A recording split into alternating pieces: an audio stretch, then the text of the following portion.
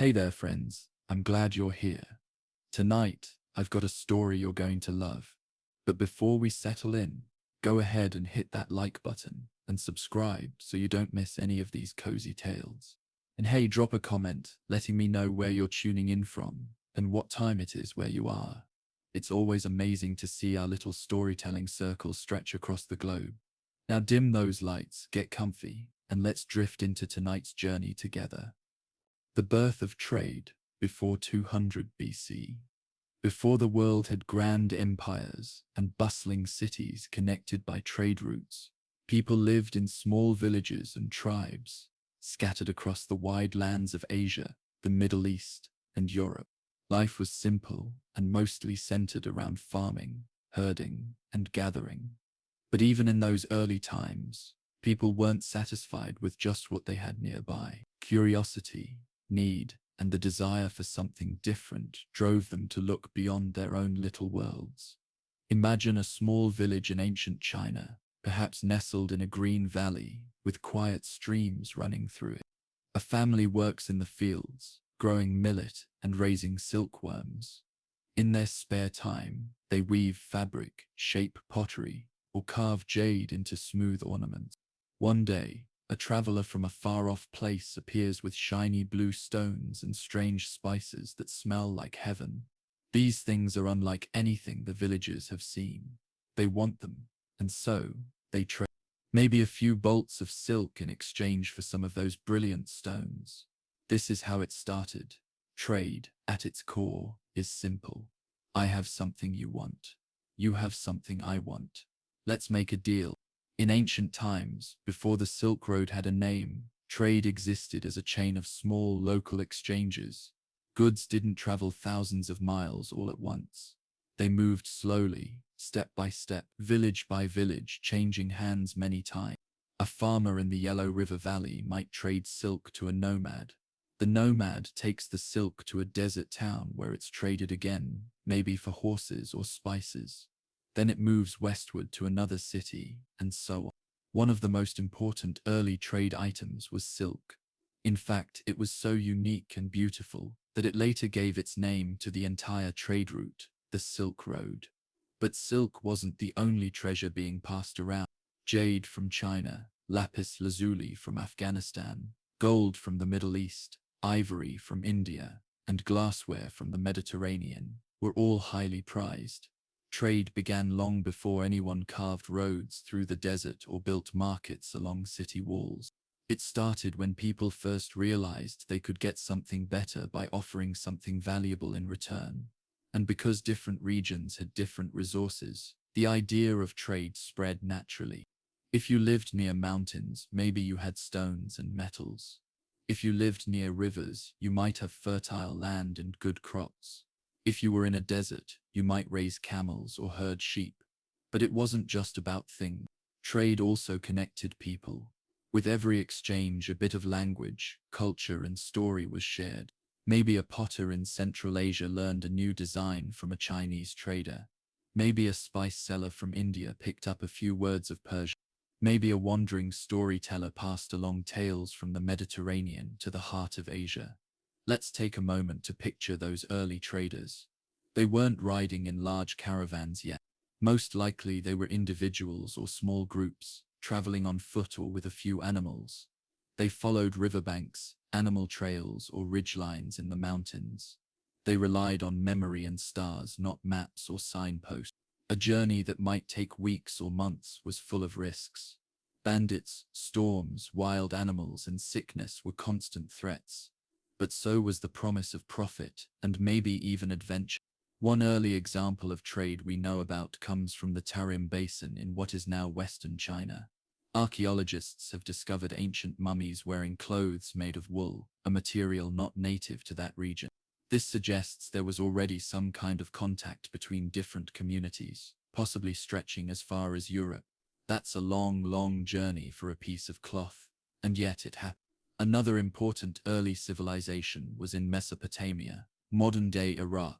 The Sumerians, Babylonians, and Assyrians who lived there were also part of the early trade web.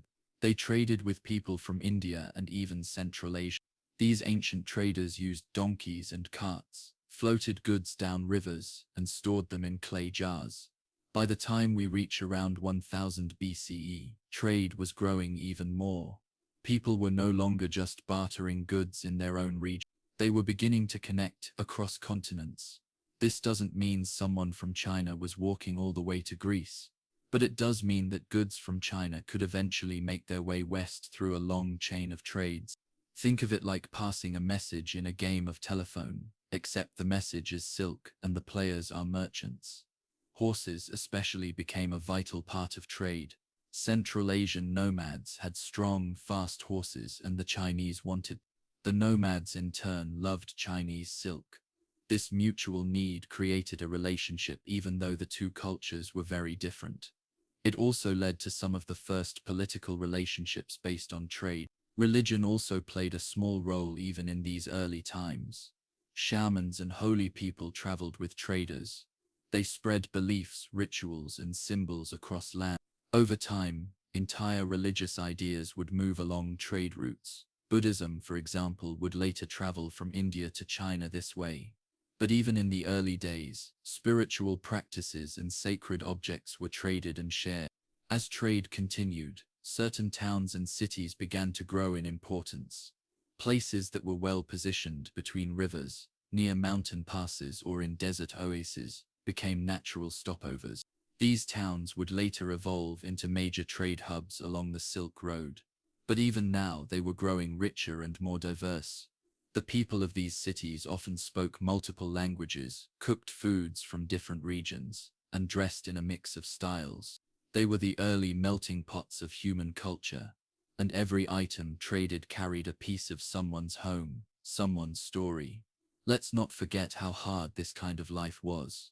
Early traders didn't have hotels or jeeps. They had to find shelter wherever they could. If the weather turned bad, they could be stranded for weeks. If they got sick, there was no hospital waiting for them. Still, people did it, because with every risk came the possibility of reward. And maybe deep down, there was something else too, something more human. The desire to see what's beyond the next hill, the need to meet new people, try new flavors, wear new colors. Trade wasn't just about wealth. It was about connection. As centuries passed, these scattered paths began to cross and merge. Traders started to learn where the best roads were, which towns had the most generous markets, and who could be trusted along the way. Slowly, over hundreds of years, these paths formed the backbone of what would one day be called the Silk Road. But at this point in our story, before the grand empires, before the written maps, before even the name Silk Road, it was just people following their instincts. People walking, riding, and dreaming their way across a vast and changing world. The story of the Silk Road didn't begin with an emperor or an army. It began with a farmer, a merchant, and a traveler, each holding something precious, each looking for something new. It began with curiosity. It began with a trade. And from that small, simple act, "I'll give you this if you give me that," the world would change forever. The rise of the Han Dynasty, 200 BCE to 200 CE. So now, the pieces were slowly falling into place. Small villages had become towns. Wandering traders had become skilled merchants. Old paths were beginning to look like roads. But it wasn't until a great empire stepped in, strong, curious, and organized, that the Silk Road truly began to come alive. This brings us to ancient China, around 200 BCE. At this time, the Han Dynasty was rising into power. They were coming out of a stormy period of fighting and chaos. Before the Han, China had been a land of warlords, torn apart by internal conflict. But with the rise of the Han, a new kind of stability settled over the land.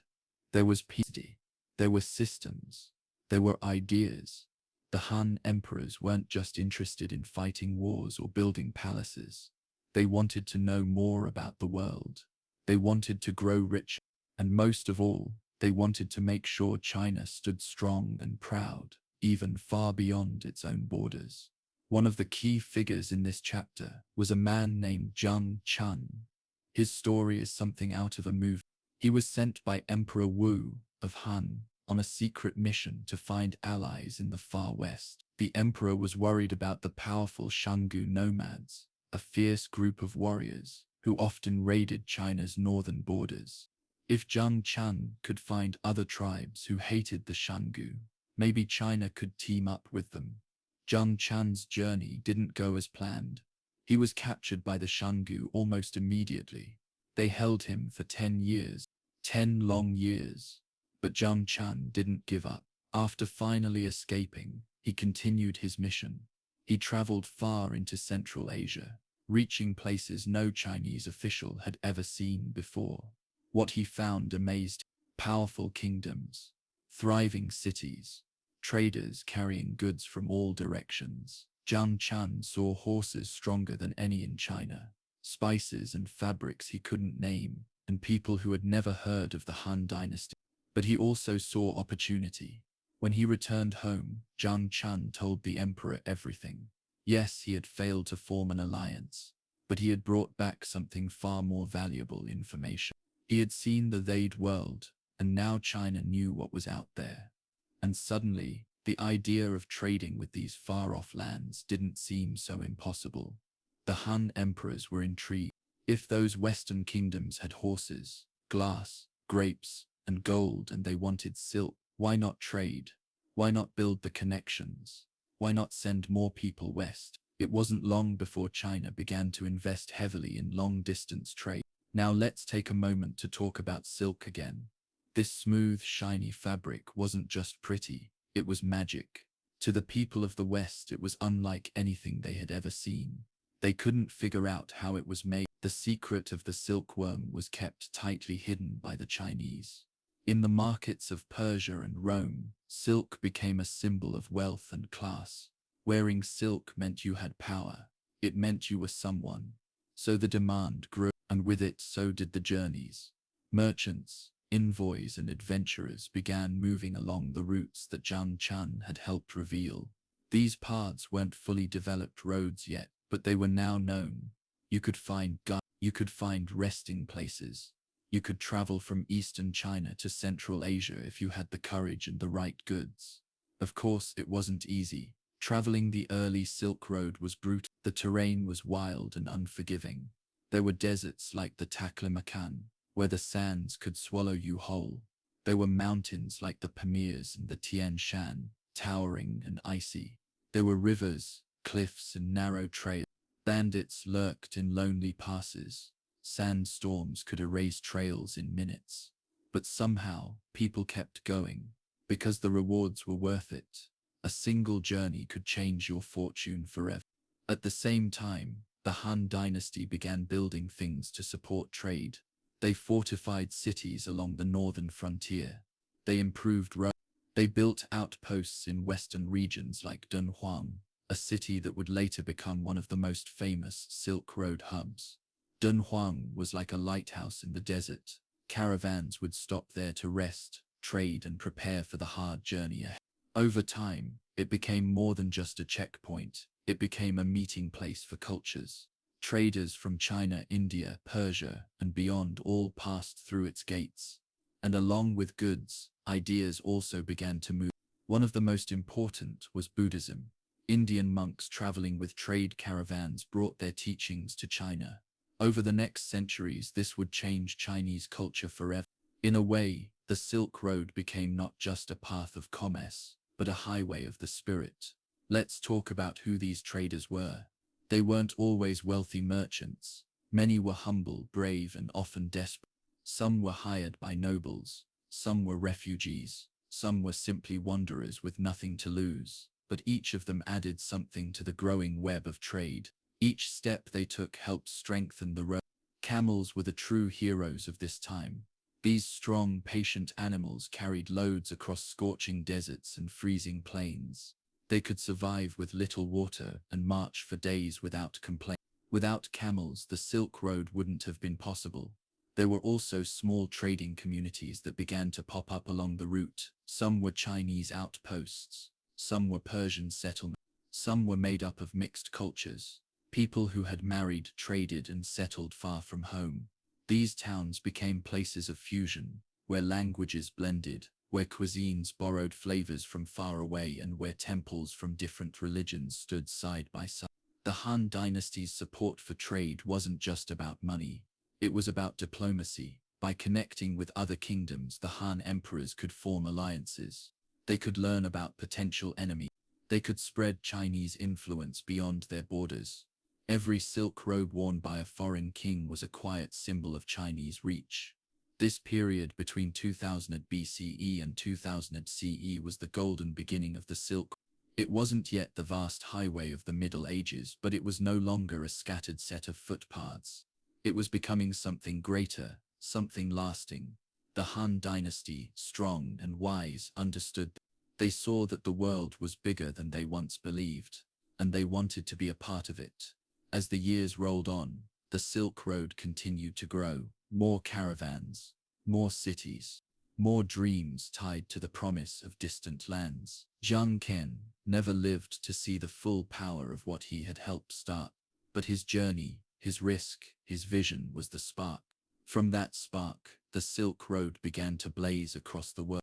And it all began with a dynasty that dared to look beyond its borders, and a man who stepped into the unknown. The Roman connection, 200 BCE, 300 CE.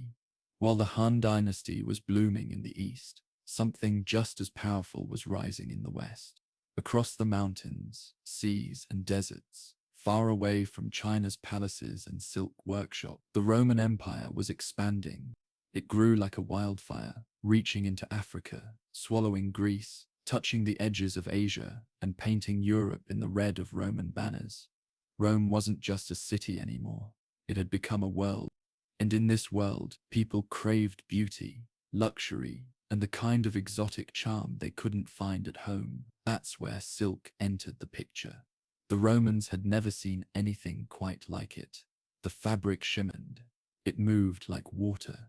It was light but strong. It whispered secrets when it passed between fingers. Silk felt alive.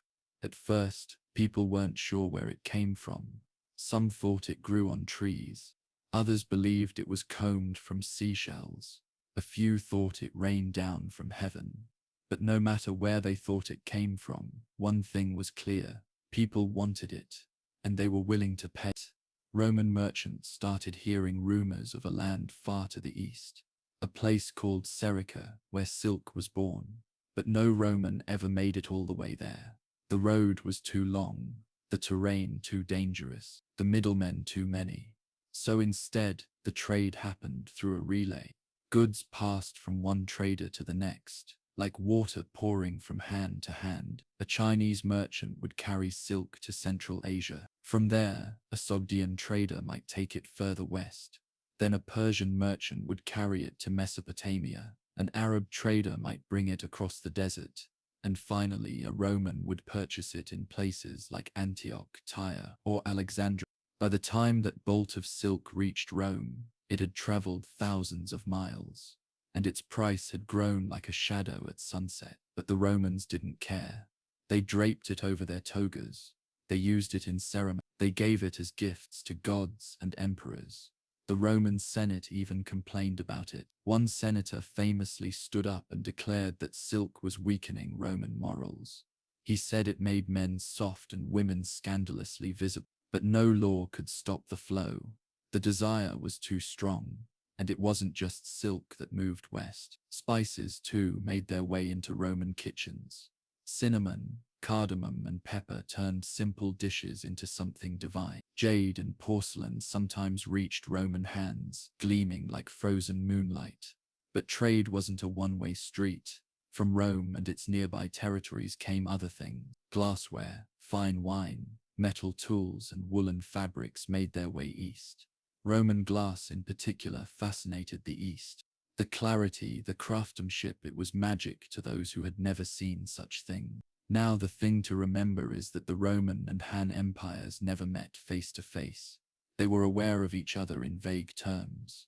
Each thought of the other as mysterious and powerful. A few records hint that ambassadors might have been sent, but the distance and language barriers kept them apart. Still, they were connected, not by treaties or letters, but by trade. The goods that moved along the Silk Road became their silent messages. When a Roman woman wore a Chinese silk robe, she became a link in a vast chain that stretched across mountains and kingdoms. There were countless stories buried in that silk: the mulberry tree where the silkworm hatched, the girl who gathered the cocoon, the weaver who dyed it, the trader who packed it, the camel who carried it, the guard who protected it from bandits, the merchant who bartered for it in a dusty bazaar, the sailor who brought it across the sea, and finally the Roman noble who laid it across her bed, not knowing any of those people but feeling something rich, distant, and extraordinary in her hand. The Silk Road during this time wasn't a single road. It was a web, a maze of routes winding through deserts, over rivers, around mountain passes, and through the hearts of ancient cities. Cities like Samarkand and Bactria began to flourish. They were midway stops, oases of rest and trade. These cities didn't belong entirely to East or West. They were both. In their markets, you could hear a dozen languages, smell dishes from a dozen kitchens, see clothes stitched from dozens of fabrics. In these places, culture flowed just as much as commerce. Buddhist scrolls from India were translated into Chinese. Roman glass-inspired Persian artisan, Greek statuary styles popped up in Gandhara art, blending with local and Buddhist themes. The people of the Silk Road were as diverse as the goods they carried. They were monks, soldiers, traders, thieves, nobles, slaves, and poets. Some traveled for profit, some for salvation, some just because they could. Weather was a constant enemy. Sandstorms could wipe out an entire caravan. Blizzards in the mountains turned paths into traps. Floods washed away bridges. And always there was the fear of bandits, or sudden war breaking out in a kingdom along the way. But through it all, the route held. It flexed and bent but never broke, because there was something about the dream of distant places that no danger could fully crush. And in the grand villas of Rome, people continued to pay for that dream. It's strange to think about how much the world was already connected back then. No smartphones, no airplanes, no maps as we know them, and yet someone in Rome could eat Indian pepper, sip Chinese tea, wear silk woven in Luoyang, and write with ink crafted in Egypt. This wasn't globalization in the modern sense, but it was its ancestor, a whisper of what was to come, and at the heart of it was trade. Trade, driven not by governments or systems but by people.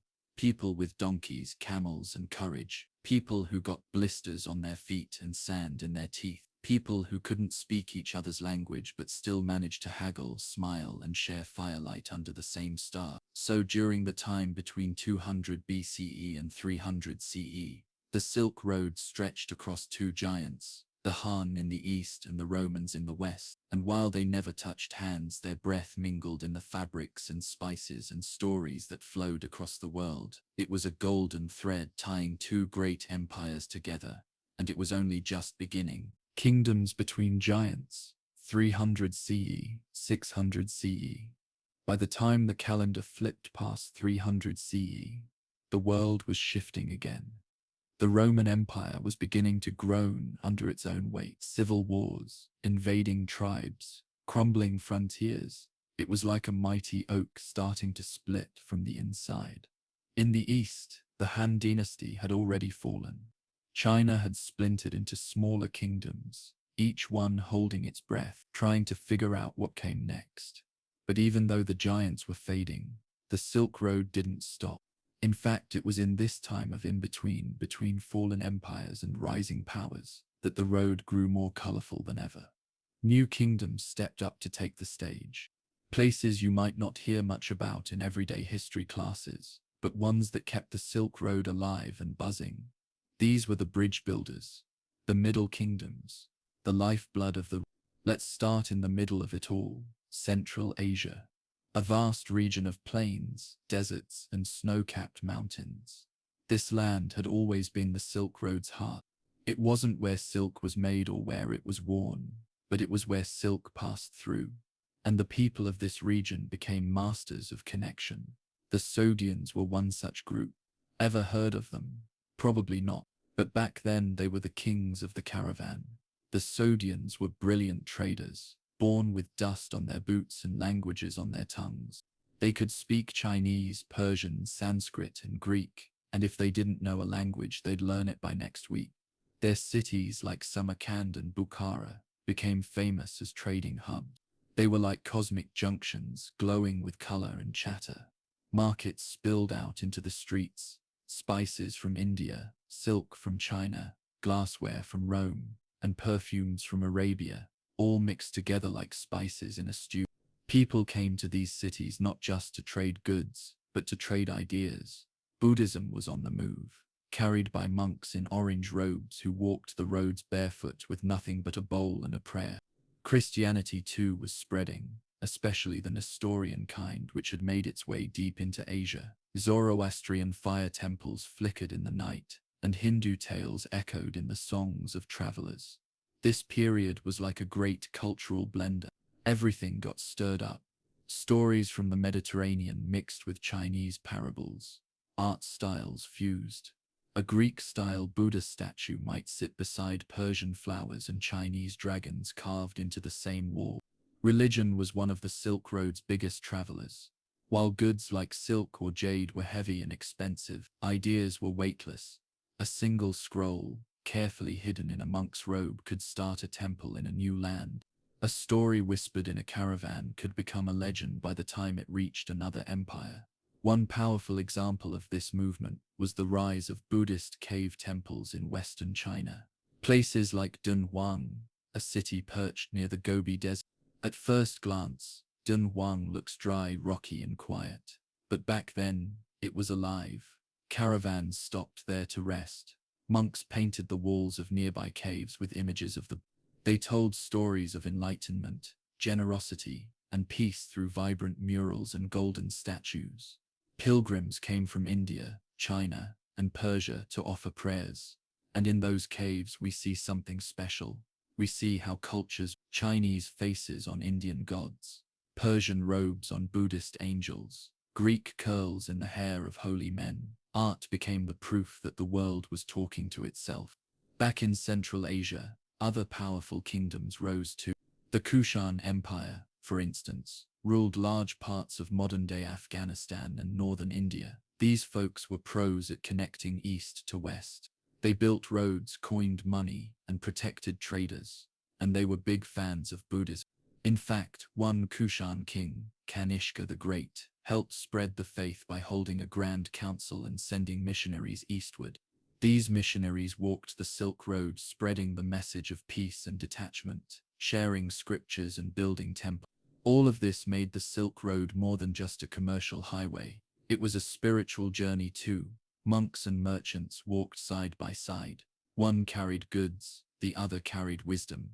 Both were respected. But this era wasn't all peace and prosperity. There were struggles too. Bandits still haunted the road.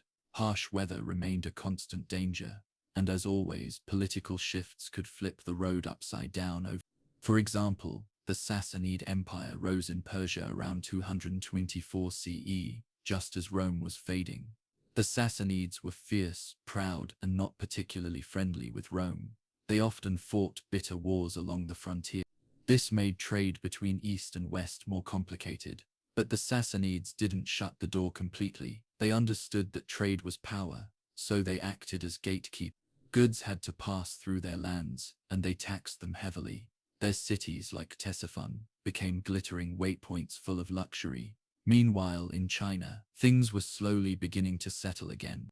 The Three Kingdoms period had passed, and the Jin dynasty took over, but unity was fragile. Nomadic tribes from the north occasionally swept in, taking control and shaking things up. And yet, trade persisted. Even when borders changed and rulers fell, the need for silk, spices, gems, and stories never stopped. Caravans still creaked along the same paths. They adapted. They found new routes. Silk wasn't just a luxury now. It had become a symbol, a whisper of something far away. Owning it meant you were connected to the world, that you had a piece of the horizon in your hands. And new travelers were coming too, not just merchants or monks. Diplomats, adventurers, even spies started to use the road. Some came to learn, others to gather secrets, some to escape. The Silk Road had become more than just a path. It was a character in its own story, always shifting, always alive, always whispering something new. This era between 300 and 600 CE was like a long breath between empires. The Roman West was fading, the Eastern Roman Empire, or Byzantium, was rising. China was waiting to become whole again. Persia had risen in glory, and in the shadows new powers were preparing to shape the world. But the people of the road didn't wait for kings. They just kept walking.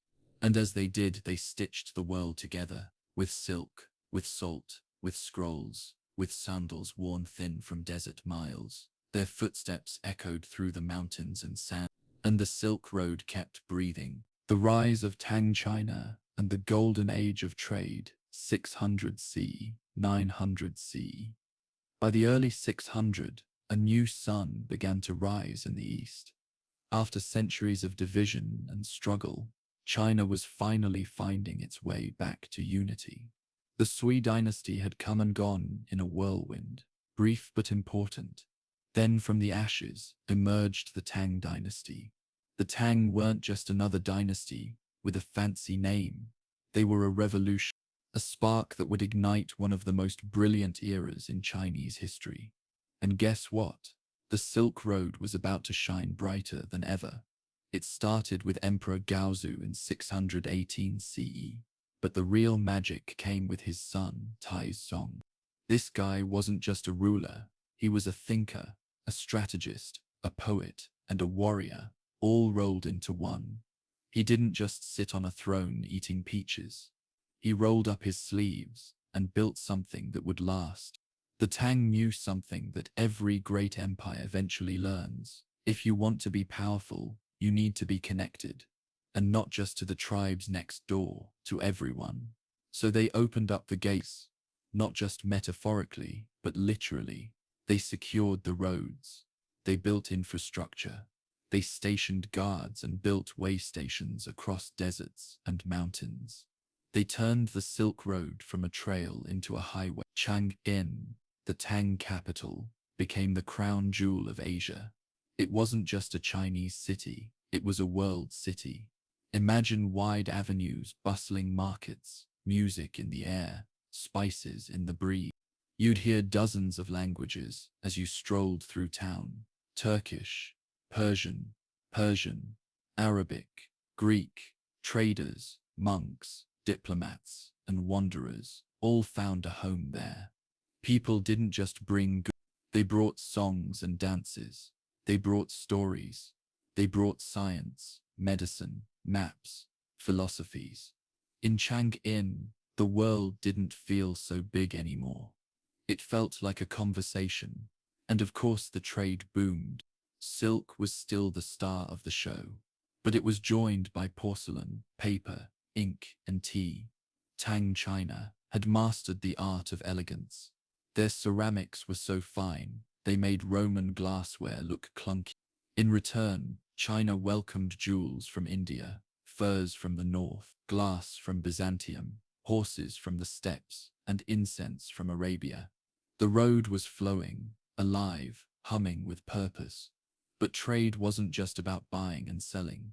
It was about building bonds. The Tang knew this too. That's why they hosted foreign embassies and offered protection to those who traveled the route. They understood that trust was a form of currency. Buddhism thrived like never before. With the Tang's support, monks set out from China to study in India and bring back scriptures.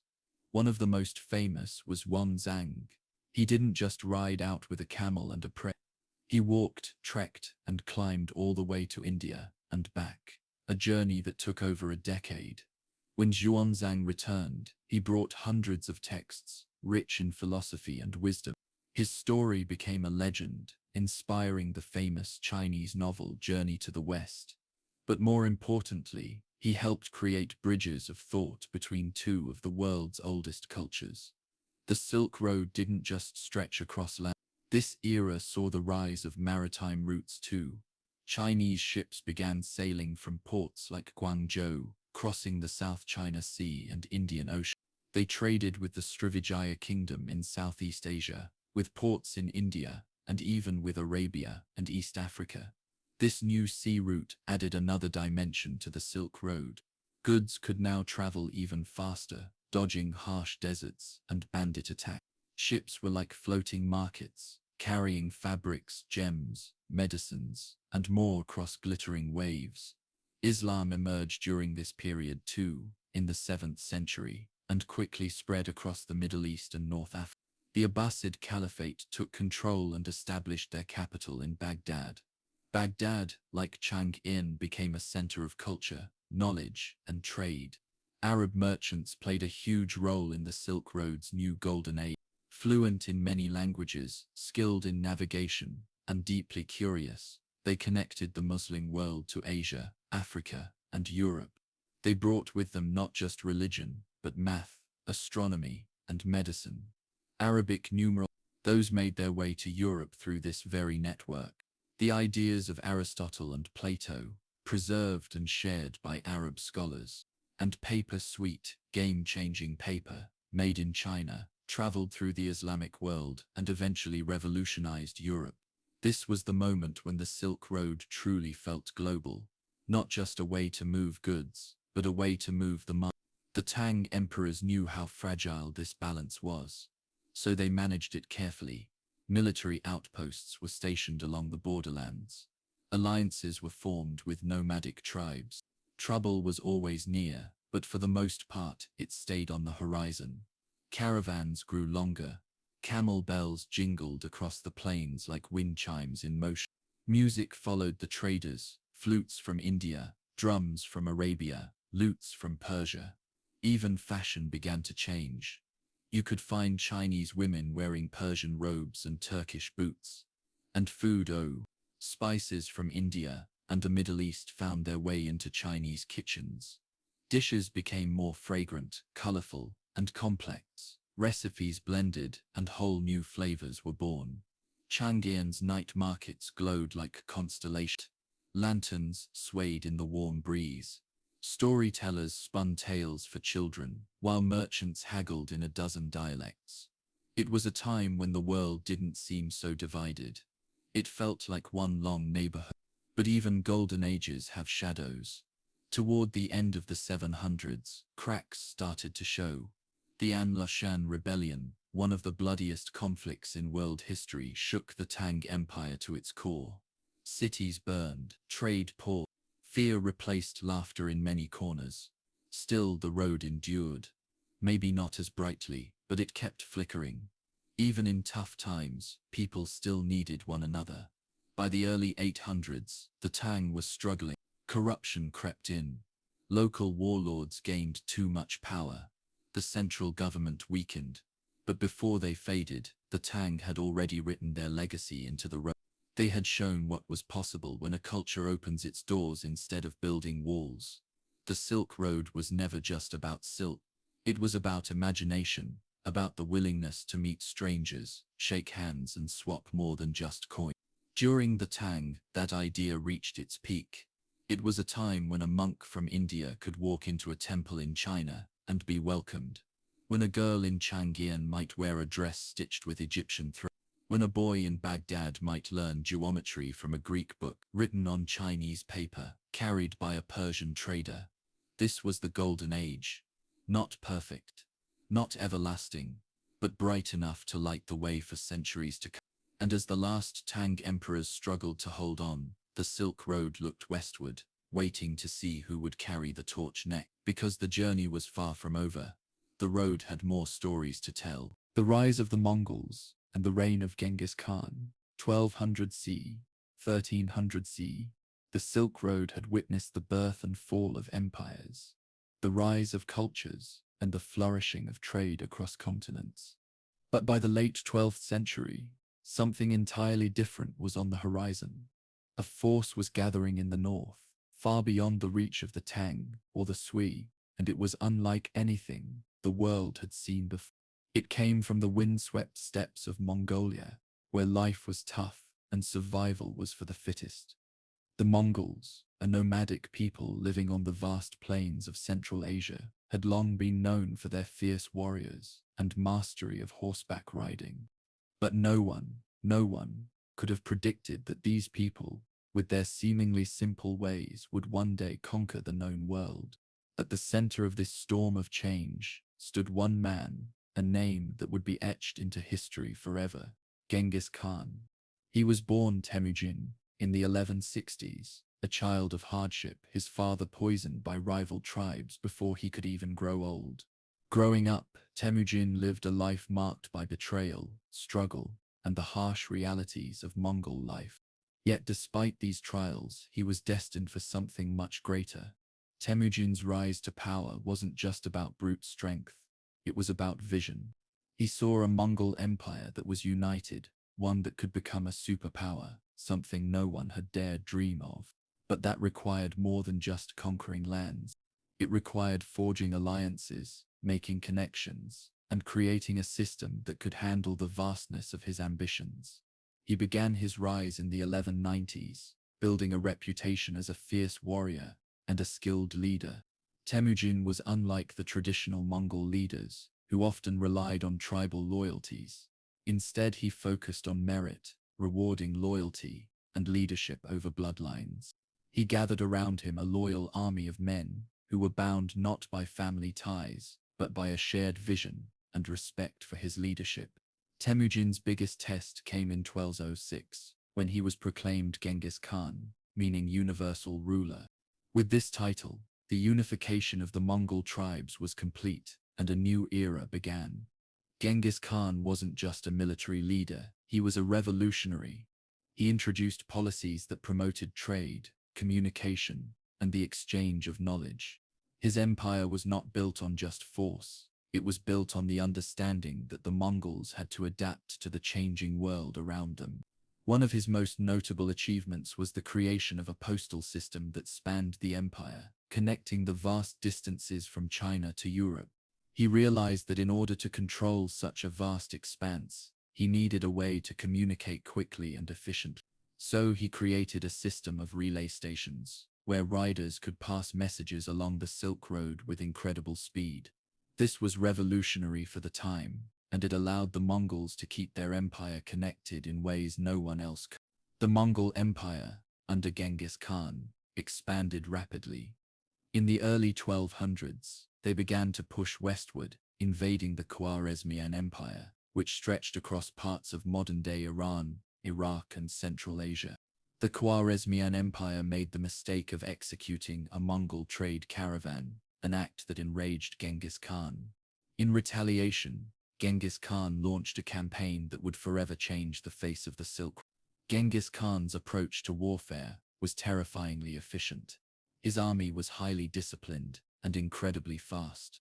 Using horses, archers, and brilliant tactics, the Mongols were able to conquer vast territories in a matter of months.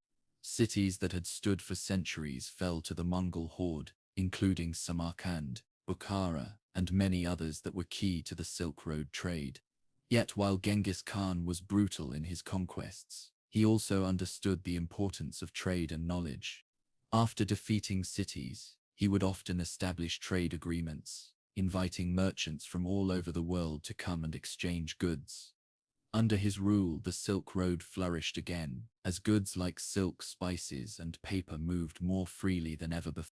Genghis Khan also understood the value of cultural exchange. He welcomed scholars, artisans, and engineers into his empire, valuing their expertise. This influx of knowledge helped the Mongol Empire become a melting pot of cultures, ideas, and inventions. Genghis Khan knew that his empire was only as strong as the ideas and technologies that flowed through it. But the Mongol Empire didn't just stop at Central Asia. In the 1220s, Genghis Khan's armies moved into China. At the time, China was divided into several factions. The most powerful was the Jin dynasty, which controlled much of northern China. The Mongols' invasion of China was slow but unstoppable. By 1234, the Jin dynasty had fallen, and the Mongols had gained control of northern China, setting the stage for the eventual conquest of the entire country. However, it wasn't just land and power that Genghis Khan wanted, it was the Silk Road itself. The trade routes that stretched from the east to the west were vital to his empire's survival and prosperity. So, even as he expanded his empire through bloodshed, he kept an eye on the business side of things. Under his rule, the Silk Road became safer for merchants, as the Mongols enforced strict rules and punished those who threatened the flow of trade. Genghis Khan's legacy was one of both destruction and construction. His empire was vast, stretching from the Pacific Ocean in the east to the Caspian Sea in the west. He created a network of roads and postal routes that made communication across the empire possible. He established a system of laws, known as the Yasa, that helped maintain order in his rapidly growing empire. But Genghis Khan's reign was not to last forever. He passed away in 1227, leaving his empire to his sons and grandsons. His death marked the end of an era, but the Mongol Empire continued to grow for many years after. His descendants, particularly his grandson Kublai Khan, would go on to conquer the Song dynasty in southern China and establish the Yuan dynasty, further solidifying Mongol control over the Silk Road. In the decades following Genghis Khan's death, the Mongol Empire continued to play a central role in the history of the Silk Road. The Pax Mongolica, or Mongol Peace, allowed for an unprecedented level of trade and cultural exchange across Eurasia. The Mongols' control over the Silk Road ensured that goods, ideas and people could travel safely from China to Europe. During the 13th and 14th centuries, merchants from all corners of the world flocked to the Silk Road, bringing with them their wares and their cultures. The Mongols, for all their fearsome reputation, were actually great facilitators of trade. Under their rule, the Silk Road saw one of its greatest periods of prosperity. But by the end of the 14th century, the Mongol Empire began to fragment. Internal struggles, rebellions, and external pressures from emerging powers like the Ottoman Empire and the Ming dynasty in China gradually weakened the once mighty Mongol rule. The Silk Road, while still a vital route, began to lose its centrality as new maritime trade routes emerged and political instability increased. Yet despite the fall of the Mongol Empire, the legacy of Genghis Khan and the Mongols' role in the history of the Silk Road remains undeniable. They played a crucial part in connecting the world and facilitating the exchange of goods, ideas, and cultures. The story of the Mongols, like the Silk Road itself, is one of both destruction and creation. They may have swept across the steppes with fire and steel, but they also helped build the bridges that connected east and west. And in the end, the Mongol Empire wasn't just a military empire. It was a cultural and commercial empire, one that shaped the future of the Silk Road for centuries to come. The decline of the Mongol Empire and the changing nature of the Silk Road, 1300 CE to 1500 CE.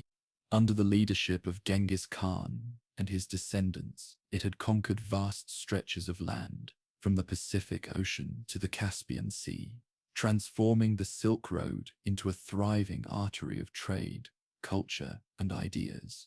However, as the 14th century unfolded, the very empire that had once been so powerful began to show signs of weakness.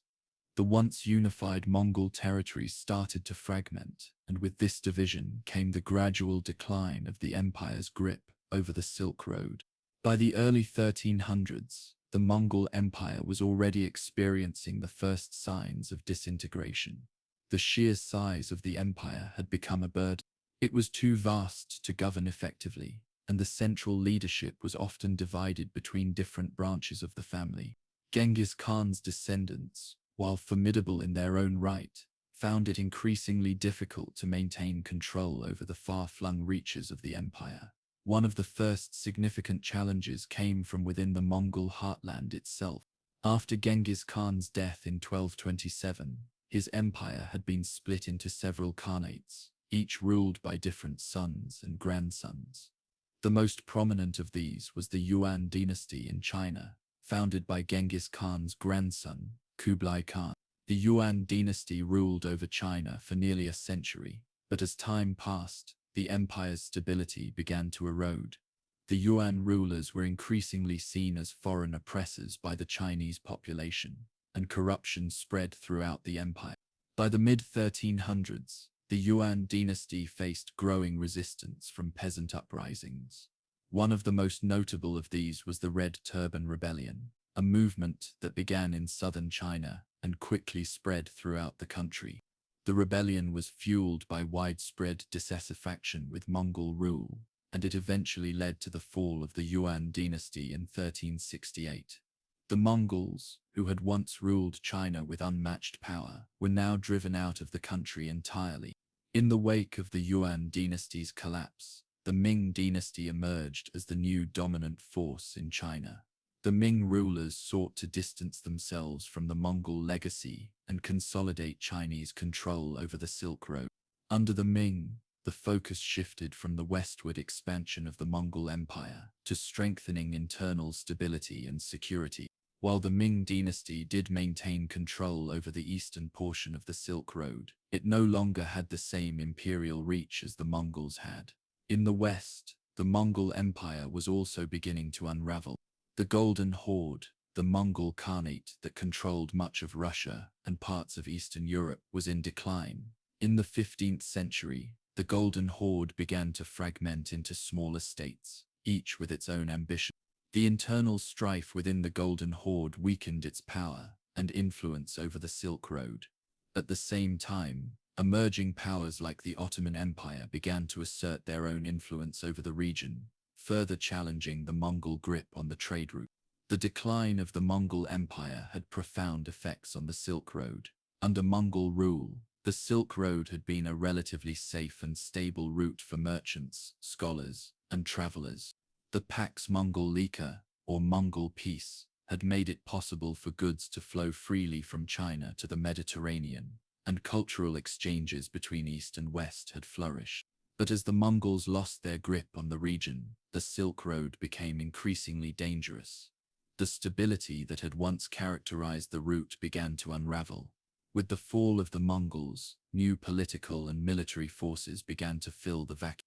One of the most significant of these was the Ottoman Empire, which had been steadily growing in power since the late 13th century. By the 15th century, the Ottomans had gained control over much of the eastern Mediterranean and parts of the Balkans, putting them in a position to control key sections of the Silk Road. The Ottomans had a particular interest in controlling the trade routes between Europe and Asia, as they saw it as a means to assert their dominance and expand their empire. The Ottomans were not the only power vying for control of the Silk Road. The rise of new empires and states in Asia, such as the Ming dynasty in China and the Timurid Empire in Central Asia, meant that the once unified Mongol-controlled Silk Road was now fragmented into several competing spheres of influence. Trade along the Silk Road became more challenging as various factions sought to control and regulate commerce. While some routes remained open, others became increasingly dangerous, with merchants often forced to deal with extortion and piracy. As the 15th century progressed, the nature of the Silk Road itself began to change. The overland routes, which had been the main thoroughfare for trade for centuries, became less reliable. The rise of maritime trade, particularly through the Indian Ocean, began to shift the balance of global commerce. European powers, such as Portugal and Spain, began to explore new sea routes to Asia in an effort to bypass the Silk Road entirely. These new sea routes would eventually lead to the age of exploration, and the rise of the Atlantic trade network would mark the decline of the traditional Silk Road as the world's primary trade route. The growing importance of maritime trade was especially evident in the Indian Ocean, where the Portuguese began to establish a network of trading posts and colonies. They sought to control key ports along the African coast and in the Arabian Peninsula, through which valuable goods like spices, gold, and ivory passed. Meanwhile, the Spanish, in their search for a westward route to Asia, stumbled upon the Americas, leading to the beginning of the transatlantic trade. These developments further marginalized the Silk Road and made the overland routes less central to the flow of global commerce. Yet despite the shifting focus toward maritime trade, the Silk Road was not entirely forgotten. It remained a vital link between East and West for centuries, even as new trade routes emerged. Merchants and travelers still used the overland routes, though the pace of trade was slower and more perilous. The goods exchanged on the Silk Road, such as silk, spices, and precious metals, continued to be highly prized, but the infrastructure that had supported such trade under Mongol rule was no longer as stable. The decline of the Mongol Empire and the changing nature of the Silk Road marked the end of an era. The once great empire had fallen apart, and with it, the system that had made the Silk Road flourish. But the legacy of the Mongols and their impact on the Silk Road endured. They had opened up the world in ways no one else had, and their influence continued to be felt in the centuries that followed. By the end of the 15th century, the Silk Road was no longer the dominant force in global trade. The world had changed, and so had the ways in which goods and ideas moved between East and West. The Mongols had set the stage for a new world of commerce, one in which the Silk Road would eventually give way to the rise of the oceans and the exploration of new frontiers. That in the pages of history, the Mongol Empire would forever be remembered as the force that brought the world closer together, if only for a time. The Ottoman Empire and the Silk Road, 1500 CE, 1700 CE. By the time the 16th century rolled around, the Silk Road was no longer the vast network of trade routes that it had been in its golden days, under Mongol rule. The great empires of Asia and Europe had changed the landscape of world commerce, but one empire in particular stood at the crossroads of the old and new worlds, the Ottoman Empire. Stretching across vast territories in Europe, Asia, and Africa, the Ottomans controlled some of the most vital parts of the Silk Road, and for much of the 16th and 17th centuries, they would exert a powerful influence on trade between East and West. The Ottomans rose to prominence in the late 13th century, originally starting as a small Turkish principality in Anatolia, modern-day Turkey. Over the next several centuries, they grew into a mighty empire, largely due to their strategic location and military prowess. By the time the 1500s arrived, the Ottoman Empire was one of the most powerful and influential entities in the world, controlling much of Southeast Europe, Western Asia, and North Africa. Their dominance was not only political and military, but also economic. The Ottomans controlled the crucial passages between the Mediterranean and the Black Sea, and their territory stretched over many of the routes that had once been vital to the Silk Road trade. This gave them immense control over the flow of goods and information, making them central players in the global economy. At its peak, the Ottoman Empire was the link between Europe and Asia, acting as the gatekeeper of trade routes that were essential for the exchange of silk, spices, precious metals, and other goods. One of the most important aspects of the Ottoman Empire's role in the Silk Road during this period was its control over the overland routes connecting Europe to Asia. The Ottomans inherited this position after the fall of the Byzantine Empire in 1453, when they conquered Constantinople, modern-day Istanbul, which had long been the central point for East-West trade. With this acquisition, the Ottomans were able to take control of vital trade routes that passed through their territory, which included access to parts of Central Asia, the Levant, and North Africa. The city of Istanbul itself became a thriving hub for trade, where merchants from all over the world gathered to exchange goods. As the Ottoman Empire grew, so did its control over the Silk Road trade. The Ottomans' position at the crossroads of East and West made them not only powerful rulers but also central figures in facilitating global trade. This was a time when luxury goods like silk, porcelain, and spices were highly sought after, and the Ottomans played a key role in ensuring that these commodities flowed from Asia to Europe and vice versa. They controlled much of the spice trade, which was highly lucrative and in great demand by the European elite. The Silk Road, though somewhat altered from its earlier days, continued to be a vital channel through which goods and cultures mixed. At the same time, the Ottomans were instrumental in maintaining stability along the Silk Road routes. Unlike the chaotic and fragmented days of the Mongol collapse, the Ottomans provided relative stability across the empire. This stability, combined with their efficient taxation system, allowed merchants and traders to travel with relative ease, making the trade routes less perilous than they had been during the time of the fragmented Mongol state. The Ottomans understood the importance of trade and worked to maintain order in the regions they controlled.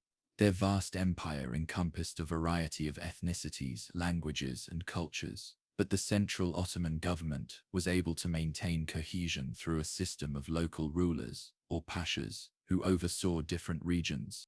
One of the significant contributions of the Ottoman Empire to the Silk Road trade was their development of infrastructure.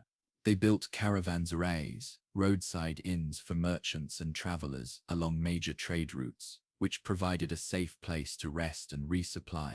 These caravanserais were scattered throughout the empire, from Anatolia to the Levant, and provided a vital service to those journeying along the Silk Road. Merchants could rest and refresh their animals, while the caravanserais also acted as marketplaces where goods could be exchanged. The safety and security of these caravanserais allowed for smoother trade, as merchants were less worried about the dangers that often came with traveling through hostile territory. However, despite the Ottomans' strong hold over the Silk Road, there were challenges they faced as the centuries progressed. The rise of European maritime exploration in the 15th and 16th centuries began to alter the flow of trade. The Portuguese, followed by the Spanish, Dutch, and English, sought new sea routes to Asia in order to bypass the Ottomans and the overland Silk Road altogether. Their goal was to find a direct sea route to India and China, which would allow them to access the precious goods of the East without relying on Ottoman-controlled land routes. The Portuguese were the first to make significant progress in this regard. In 1498, Vasco da Gama sailed around the Cape of Good Hope and reached India, opening up a new route for trade with Asia. This marked the beginning of the European Age of Exploration, and soon other European powers, such as Spain and the Netherlands, followed suit. These maritime powers were able to establish trade routes that bypassed Ottoman-controlled territories, which diminished the Ottoman Empire's centrality to the global trade network. The Ottomans, for their part, were not blind to these developments. They attempted to establish their own maritime presence in the Indian Ocean, but the Europeans were able to establish a far stronger foothold. The rise of the Portuguese and later the Dutch and English in maritime trade began to shift the balance of power away from the Ottomans. As these European nations controlled sea routes to the east, they were able to bypass the Silk Road, taking the profits of trade for themselves.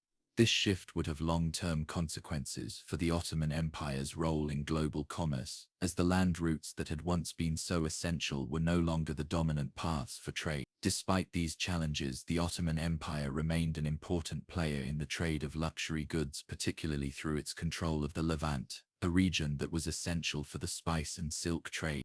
The Ottomans also controlled the eastern Mediterranean and parts of North Africa, which continued to be valuable areas for commerce. Istanbul, the empire's capital, remained a critical center of trade, where merchants from all over the world gathered to exchange goods. The city itself was a melting pot of cultures and ideas, with traders, diplomats, and scholars from Europe, Asia, and Africa converging to do business. The Ottomans also developed strong relationships with other major powers, such as Persia, Russia, and the various states of North Africa, which helped ensure that the empire remained an important center of commerce, even as European maritime trade grew in prominence. As the 17th century progressed, the Ottoman Empire's control over the Silk Road continued to wane. The empire was now facing internal strife and external pressures, with the rise of competing European powers, such as the Dutch and the English, continuing to challenge its grip on trade.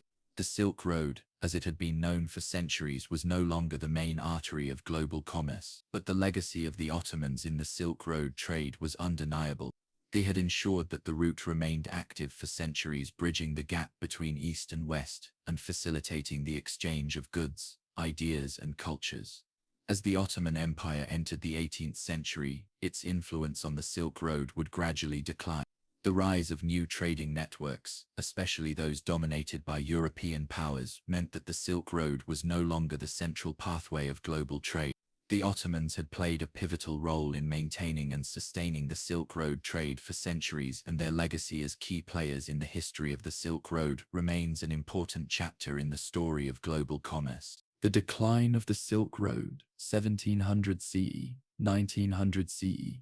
By the time the 18th century rolled in, the Silk Road was beginning to show signs of strain.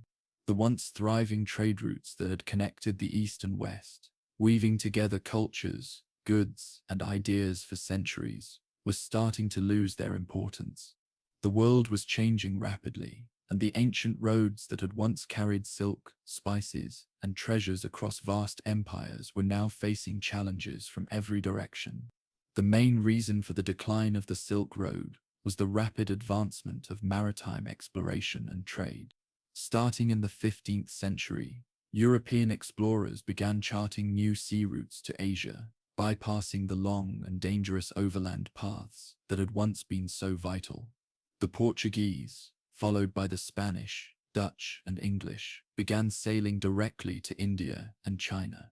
This shift in global trade was more than just a simple change of course. It was a complete rethinking of how the world was connected. The oceans were now the highways, and ships were the vehicles that carried the world's goods, much faster and more efficiently than caravans ever could. As these sea routes became more established and popular, the overland routes of the Silk Road, which had once been the lifeblood of trade between Europe and Asia, began to fall into disuse. The rise of powerful European trading companies, such as the Dutch East India Company and the British East India Company, shifted the center of global commerce. These companies controlled vast fleets of ships and began to monopolize the trade in spices, tea, and silk, which had once flowed through the overland Silk Road. Now the goods that had once taken months, even years to transport by land could be shipped in a matter of weeks or even days. As the 18th century progressed, the traditional Silk Road trade routes began to shrink, and the cities that had once flourished along them started to suffer. Cities like Samarkand, Bukhara, and Kashgar, which had once been bustling centers of trade and culture, saw their fortunes wane. The caravans that had once filled the streets with goods, stories, and travelers now passed by less frequently, as traders and merchants turned to the quicker, safer sea routes. These cities, which had thrived for centuries, were now relics of a past era. The once grand caravanserais where merchants had rested and exchanged goods now stood empty or were repurposed for other uses. At the same time, the political landscape of the regions along the Silk Road was changing rapidly. The once great empires that had controlled these trade routes were starting to crumble. In the Middle East, the Ottoman Empire, which had long controlled vital sections of the Silk Road, was in decline. The empire was facing internal strife, economic hardship, and external pressures from rising European powers. The Safavid Empire in Persia, another important player in the Silk Road trade, was also weakening. In Central Asia, the great nomadic empires that had once roamed the steppes and played a crucial role in connecting the East to the West were also fading. The Mongols, who had once united vast swaths of Asia and facilitated trade, had long since splintered into smaller, less powerful states. In addition to these internal struggles, the rise of new global powers, particularly in Europe, began to shift the balance of power. By the late 18th century, the British Empire had become one of the most dominant forces in the world, controlling vast territories across Asia, Africa, and the Americas. The British, along with other European powers, established new trade routes that bypassed the Silk Road altogether. This further eroded the importance of the ancient trade routes, as European merchants preferred to deal directly with suppliers in India, China, and the Far East, rather than relying on the complex and often unpredictable overland journey. Another factor that contributed to the decline of the Silk Road was the technological advancements that were reshaping the world. The Industrial Revolution, which began in the late 18th century, brought with it profound changes to transportation and manufacturing.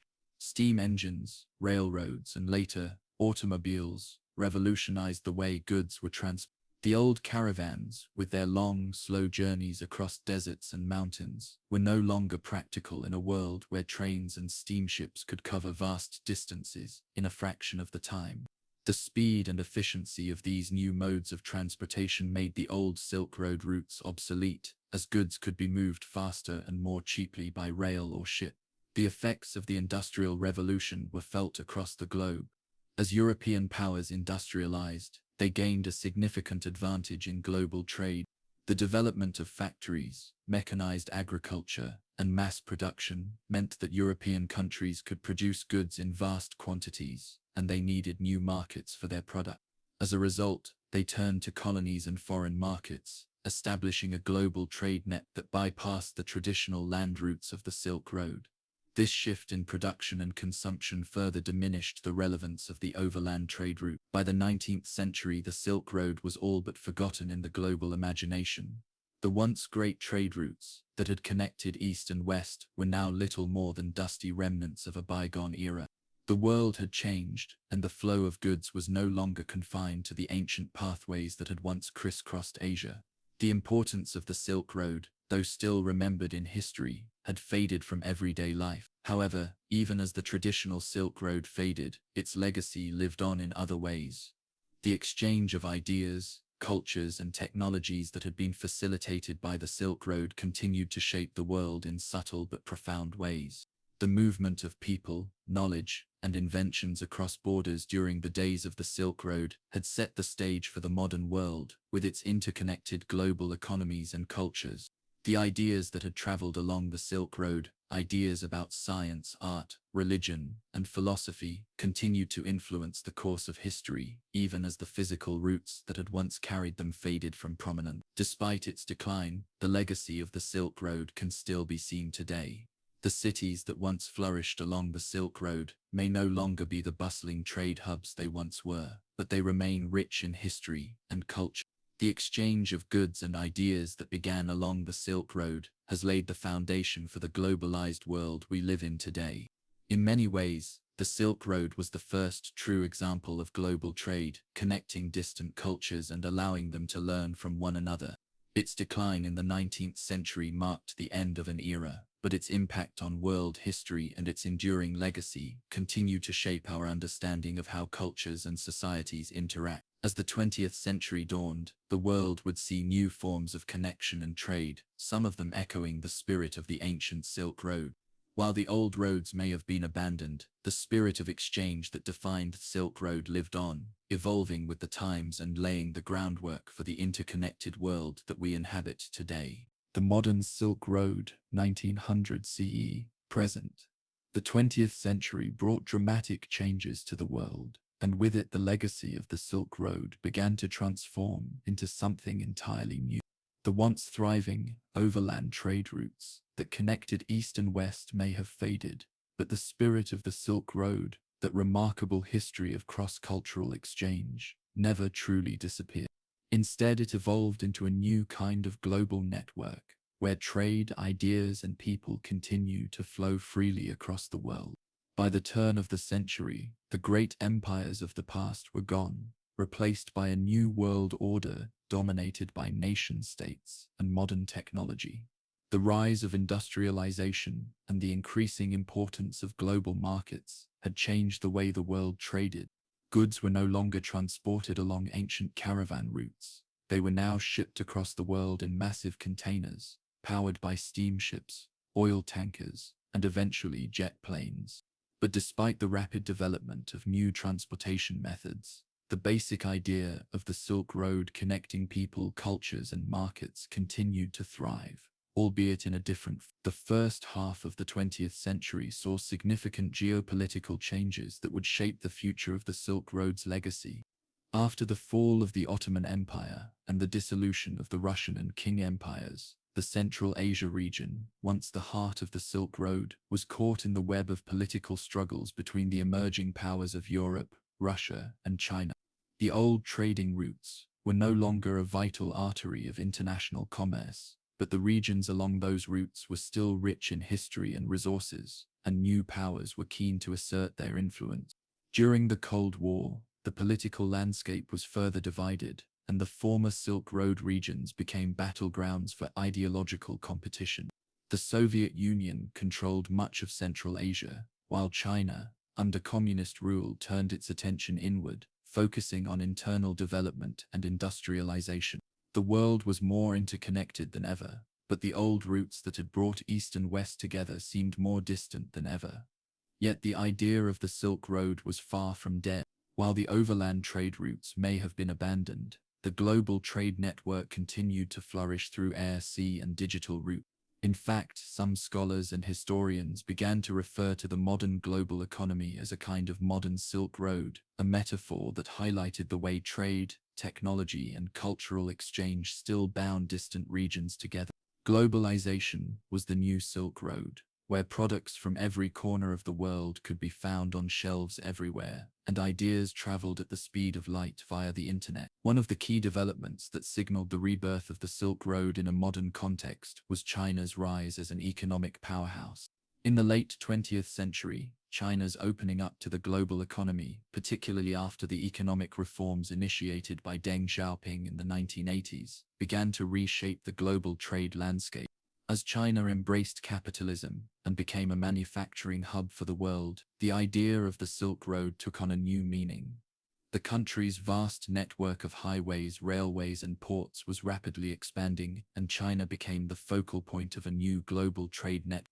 By the early 21st century, the old Silk Road routes were being rediscovered and revitalized, albeit through modern infrastructure rather than camel caravans.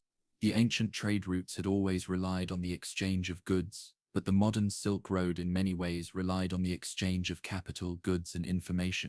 China's Belt and Road Initiative, BA, launched in 2013, marked a bold effort to revive the idea of the Silk Road in the 21st century. This ambitious project was aimed at connecting China to Europe, Africa, and beyond through a vast network of trade routes, including both modern infrastructure, such as railways and highways, as well as digital technologies that connected markets and people across the globe. The Belt and Road Initiative, often referred to as the New Silk Road, is not just about physical infrastructure. It is also about fostering deeper connections between the countries involved through trade, investment, and cooperation. It represents a modern version of the ancient Silk Road's exchange of goods, but with an added emphasis on fostering cultural exchanges, digital connectivity, and economic partnership. China's vision for the modern Silk Road is a bold one, aiming to connect more than 60 countries spanning Asia, Europe, and Africa. By creating new trade corridors, building modern ports, and promoting connectivity, China aims to reshape the global economy and secure its place as a central player in the world's economic future. The countries involved, the New Silk Road represents both an opportunity and a challenge. The influx of Chinese investment has the potential to boost infrastructure development, create jobs, and drive economic growth in many of the countries that were once key players along the old Silk Road. Yet, the initiative has also raised concerns about debt sustainability, geopolitical tensions, and the environmental impact of large-scale infrastructure. Despite these concerns, the idea of reuniting East and West through a modern Silk Road remains a compelling vision, one that has garnered both support and criticism from various quarters. At the same time, the digital revolution has added a new dimension to the modern Silk Road. The internet and digital technologies have transformed how information, services, and even goods are exchanged across the world. The rise of e-commerce giants like Alibaba, Amazon, and eBay, along with the increasing use of blockchain technology and digital currencies, has opened up new frontiers for global trade. In many ways, the digital Silk Road is a natural extension of the ancient routes, facilitating the exchange of ideas and commerce on a global scale, but with an immediacy that no caravan could ever have dreamed of.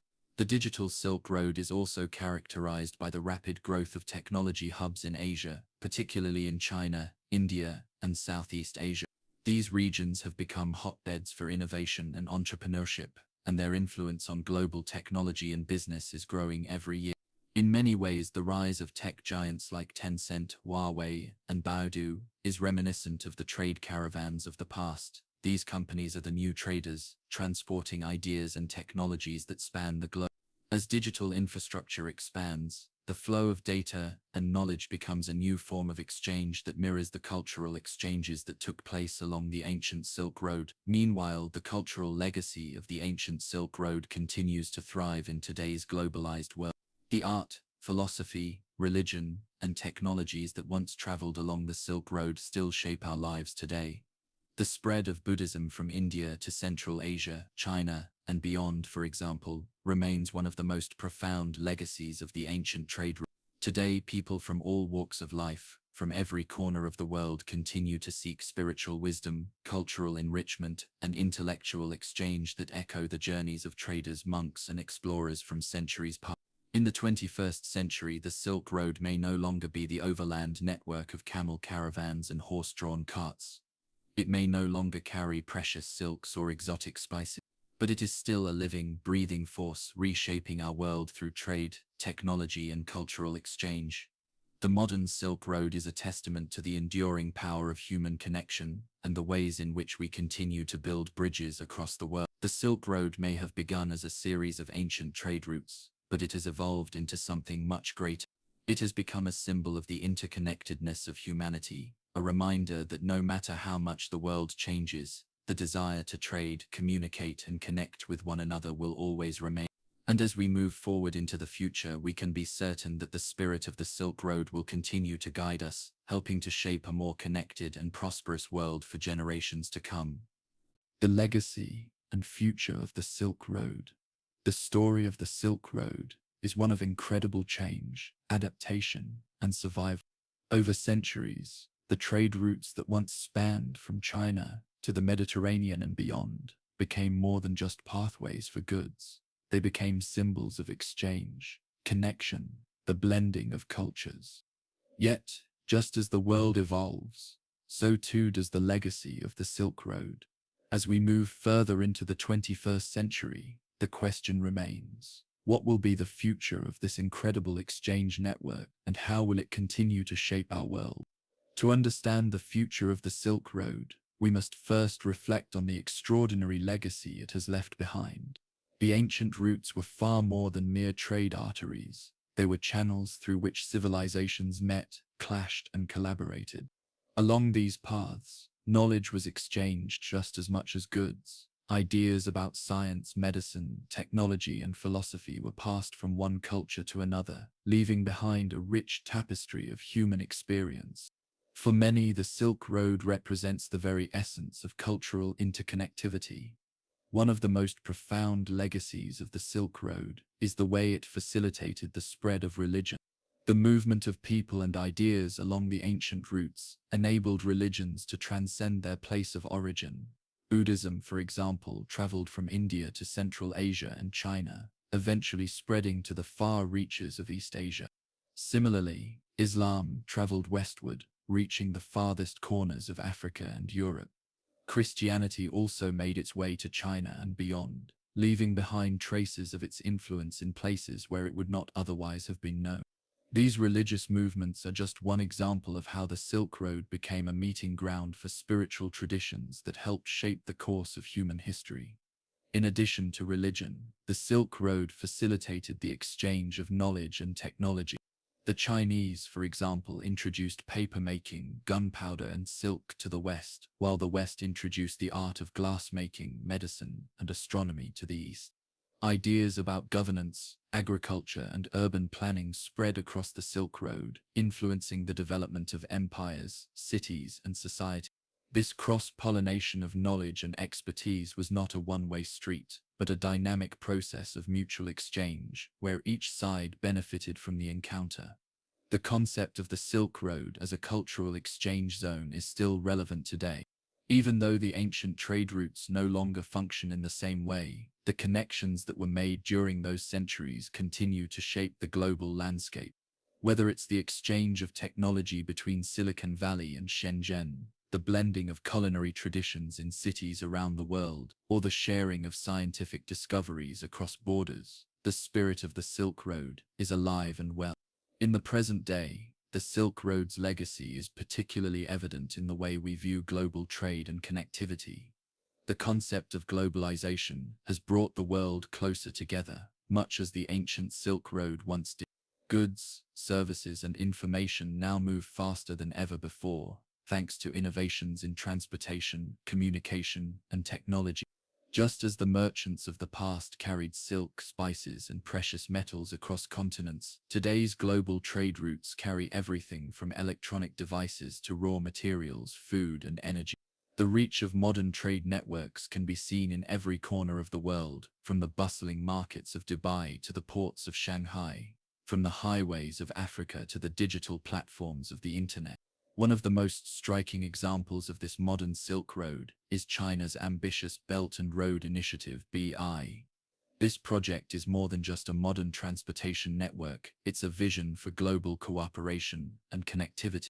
Through infrastructure development, economic partnerships, and cultural exchange, The BI seeks to rebuild and extend the ancient trade routes, linking countries across Asia, Europe, and Africa in a vast network of connectivity. But beyond the construction of roads, railways, and ports, the BI represents something even more significant, a renewed commitment to the principles of cooperation and exchange that were the hallmarks of the ancient Silk Road. The BI's scope is vast, and its potential impact is enormous. It offers countries along the route opportunities for growth, development, and prosperity, particularly in areas that have long been isolated from global markets.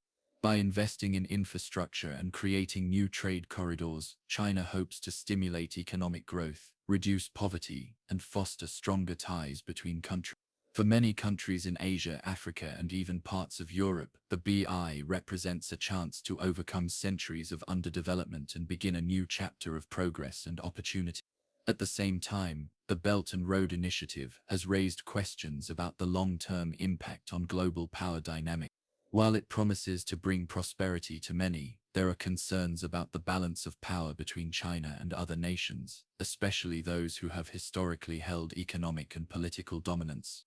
Critics argue that the BI could lead to a new form of dependency, where countries become overly reliant on China for financial aid, infrastructure development, and trade. There is also the question of environmental sustainability, as large-scale infrastructure projects can have significant impacts on ecosystems and local communities. Nonetheless, the BI's potential to reshape global trade and diplomacy is undeniable, and it reflects the enduring importance of the Silk Road as a symbol of connection and collaboration. While the BI represents the future of the Silk Road in many ways, it's important to remember that the legacy of the ancient trade routes is not just about physical infrastructure or economic development. It's also about the way cultures and societies have shaped each other over time. The Silk Road has always been a space for cultural exchange, and today's world is no different. The continued flow of ideas, art, food, music, and philosophy across borders is a testament to the lasting influence of the Silk Road. As we navigate the complexities of the modern world, the lessons of the Silk Road remain as relevant as ever, that humanity is at its best when we work together, when we share our knowledge and resources, and when we learn from one another. Looking ahead, the future of the Silk Road will likely involve new challenges and opportunities. As technology continues to advance, we may see new forms of digital connectivity emerge that transform the way we trade and communicate. Perhaps the most exciting possibility lies in the realm of artificial intelligence, blockchain technology, and the Internet of Things, which could create new forms of exchange and cooperation that transcend borders in ways we can only begin to imagine. These technological innovations could allow for faster, more efficient trade, while also opening up new avenues for cultural exchange and global collaboration. In many ways, the future of the Silk Road is not just about the past, it's about creating new connections and understanding in a rapidly changing world. It's about taking the lessons of the past and applying them to the future, building a global network that fosters mutual respect, cooperation, and shared prosperity. Whether it's through trade, technology, or cultural exchange, the spirit of the Silk Road will continue to guide humanity as we move forward into the unknown. As we look to the future, we can take comfort in the fact that the Silk Road will never truly fade away. It may change, it may adapt, but the core of what made it so powerful will remain: the human desire to connect, to exchange, and to build a better world together. The legacy of the Silk Road lives on, and as long as we continue to reach out to one another across cultures and continents, it will remain an essential part of our shared history and our shared future. The Silk Road in the modern world. The Silk Road in its ancient form may have faded into the annals of history, but its influence continues to be felt in profound and meaningful ways across the globe today. While the caravans of merchants no longer wind through the deserts, over the mountains, or across the seas, the legacy of those ancient routes remains as vibrant and relevant as ever. In a world that is increasingly interconnected through technology and global trade, we find that the spirit of the Silk Road lives on, shaping the future in ways we could never have imagined when the first caravans set out on their journeys centuries ago. The idea of the Silk Road is much more than just a set of ancient trade routes. It represents the early days of globalization, the birth of cultural exchange, and the movement of ideas, goods, and people across vast distances. In many ways, the world we live in today is a direct descendant of the connections forged along those ancient routes, and the lessons learned from those centuries of exchange continue to guide us as we navigate the complexities of the modern world. In this chapter, we will explore how the spirit of the Silk Road has evolved in the present day, and how its influence continues to shape the global landscape. The first place to start is in the realm of global trade. Just as the Silk Road allowed merchants to carry silk, spices, and precious goods across continents, today's global trade routes carry everything from oil to electronics, from clothing to food, from raw materials to technology. The movement of goods across the world has never been more efficient, with trade networks spanning every corner of the globe. While the goods may be different, the principle of connecting distant markets, cultures, and economies remains unchanged. The modern world relies on a complex web of trade routes that link together nations and economies, much like the Silk Road once did. In this sense, the legacy of the Silk Road is alive and well in the global supply chains that power our daily lives. But the impact of the Silk Road goes beyond the physical movement of goods. The ancient trade routes were also pathways for the exchange of ideas, technologies, and knowledge. Across the centuries, ideas about science, medicine, and philosophy traveled along the Silk Road, changing the course of history. Today, we see this same pattern of exchange in the form of global collaboration in science, technology, and innovation. The internet, for example, has become the modern equivalent of the Silk Road, allowing ideas, research, and discoveries to flow freely across. Scientists, engineers, and entrepreneurs from different parts of the world can now collaborate in ways that were once unimaginable, accelerating innovation and creating new opportunities for progress. Just as the ancient Silk Road connected distant civilizations, the internet has connected humanity in ways that transcend geographical, political, and cultural boundaries. One of the most striking examples of this global collaboration is the rise of international research partnerships. Take, for instance, the development of COVID-19 vaccines. Researchers from countries around the world, China, the United States, Germany, India, worked together to create and distribute vaccines in record time. This unprecedented cooperation is a testament to the power of global collaboration, a concept that was first made possible through the connections established along the Silk Road.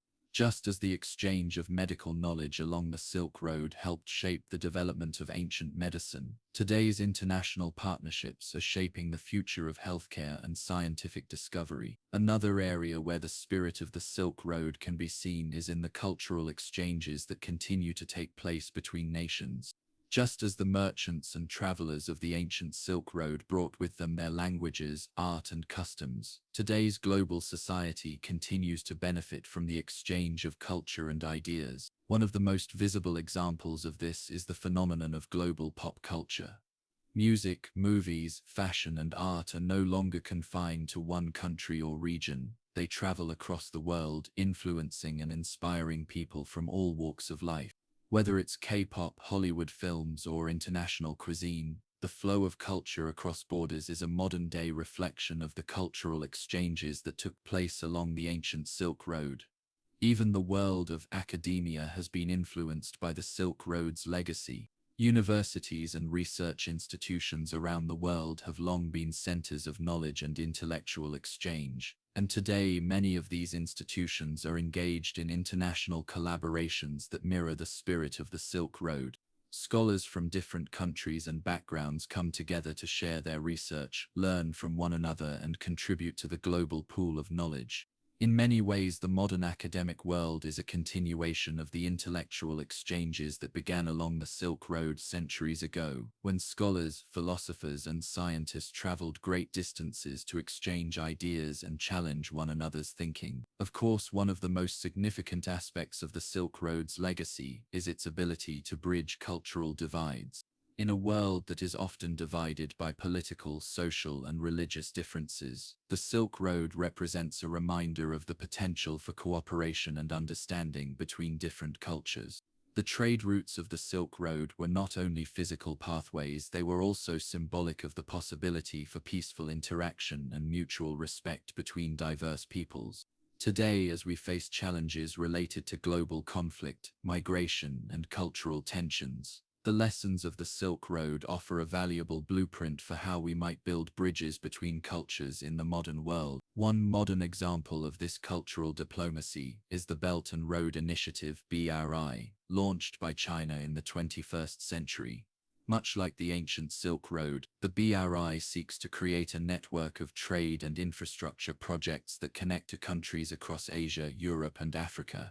Through the construction of railways, roads, ports, and other infrastructure, the BRI aims to strengthen economic ties and foster cultural exchange between participating countries. In many ways, the BRI represents a revival of the Silk Road's ancient spirit of connectivity, but with a modern twist. While the ancient Silk Road relied on camel caravans and trade routes across deserts, today's Silk Road is powered by advanced technology, transportation networks, and global finance. However, the Belt and Road Initiative is not without its critics. Some argue that the initiative may lead to economic dependence on China, creating a form of neo-colonialism. Others are concerned about the environmental impact of large-scale infrastructure projects and the potential for social and political instability in regions where the BRI operate. Despite these concerns, the BRI remains a powerful reminder of the enduring legacy of the Silk Road and its potential to foster international cooperation and development in the 21st century. As we look to the future, the Silk Road's influence is likely to continue to evolve. Advances in technology such as artificial intelligence, blockchain, and quantum computing have the potential to reshape the way we trade, communicate, and collaborate across borders. The modern Silk Road will likely be a digital one, with virtual markets and online exchanges becoming as important as physical trade routes. Just as the ancient Silk Road connected people through physical means, the future of the Silk Road may be defined by digital connectivity and virtual collaboration. In conclusion, the Silk Road is far from being a thing of the past. While its ancient routes may no longer be traveled by merchants and caravans, its legacy lives on in the global networks of trade, culture, and knowledge that continue to shape the modern world. The connections forged along the Silk Road centuries ago laid the groundwork for the interconnected world we live in today. As we move into the future, the spirit of the Silk Road will continue to guide us, offering lessons in cooperation, exchange, and mutual respect. The Silk Road may have started as a series of trade routes, but it has become so much more than that. It is a symbol of human ingenuity, collaboration, and the power of connection. And as long as we continue to reach across borders, share ideas, and work together, the Silk Road will remain an enduring part of our shared human story.